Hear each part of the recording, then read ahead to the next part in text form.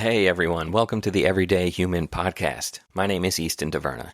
Each day I'll share a reflection written by me and inspired by literature, poetry, music, movies, video games, and more. And after that, I'll share a prompt for you to write your own reflection. Together, we'll explore what it means to be human. Every month, we'll walk a new path, taking a look at life, death, the universe, and everything in between. Thanks for coming along. I'm glad you're here. For more, visit eastontaverna.com or join me on Instagram at _everydayhuman. Crossing the bridge. So this is just a quick musing. This is not going to be included in the book, I don't think. Maybe it will. And it's not inspired by a quote from literature or poetry or music or video games or anything like that.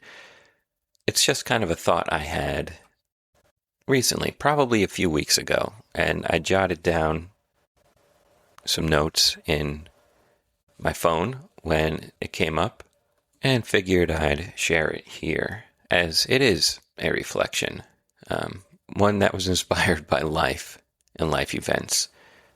So here's a minute or two of some thoughts for you. I'm going to bring the conversation, or at least the setting, back to Grandfather Mountain.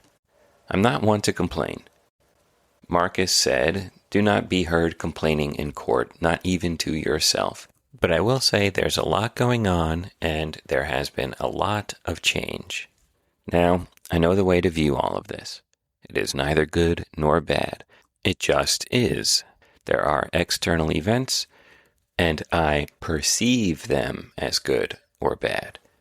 They do not come with malice or benevolence. I found myself not completely satisfied with where I was currently. I wanted to be at the end goal, and probably when I was working out, looking at the massive backdrop of a mountain my wife hung up for me in the workout dungeon, my mind drifted back to Grandfather Mountain, and particularly the mile-high bridge. Right now, I'm on the bridge, with the goal to get across it to the other side, to the solid ground. That ground that's not swinging and shaking and creaking, to the ground that feels firm and steady, not like it could give out from beneath you at any moment. I wanted to be at the destination, the side with the view. This mile-high bridge can be scary. All bridges can be scary, can't they? If you look at them a certain way. But they can be beautiful all the same, and even exciting, offering you a vantage point you've never seen before, a vantage point from the in-between. You can see where you've come from and where you're going, unless, of course, it's foggy.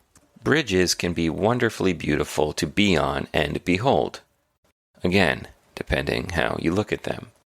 And they are necessary. You cannot get from point A to point B without them.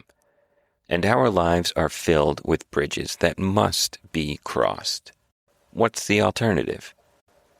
Go back to where you came from? Not an option. The traffic of life goes one way. Stay there on the bridge forever? If you want to be stuck in place or run over by all those moving past you, well, sure. But who wants that?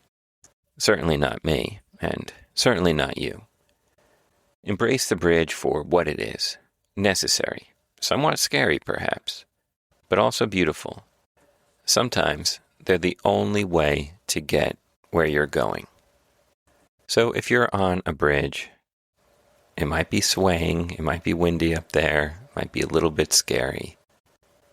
But you can also find beauty if you look for it, and remember that you'll eventually cross it.